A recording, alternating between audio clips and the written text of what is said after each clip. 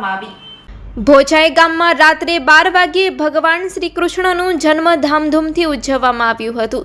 બીજા દિવસે એટલે કે નોમના દિવસે ભોજાઈ રવાડી સવારે 10 વાગ્યે આખા ગામના ફરતે કાઢવામાં આવી હતી, જેમાં 5 મટકી અલગ અલગ જગ્યાએ બાંધવામાં આવી હતી તેમજ મટકીનું ટિકિટ કાઢવામાં આવી હતી। જેમનો લકી નંબર આવે તેઓ દ્વારા મટકી ફોડવામાં આવી હતી તેમજ યુવા ગ્રુપ દ્વારા બપોરે પ્રસાદ રાખવામાં આવ્યું હતું અને આખા ગામમાં ડીજે સાથે આખા ગામમાં જય કનૈયા લાલ કીના નાદ સાથે શોભાયાત્રા નીકળી હતી। રાત્રે કનૈયાના જન્મ 12 વાગ્યે ઠાકર મંદિરે કરવામાં આવ્યું હતું, જેમાં યુવા ગ્રુપ તેમજ જોશી જયેશભાઈ મહારાજ તેમજ પ્રતિક બાવાજી તેમજ નવરાત્રિના પ્રમુખ શ્રી લધા રાજાભાઈ સંઘારે આખો પ્રોગ્રામ સંભાળ્યો હતો।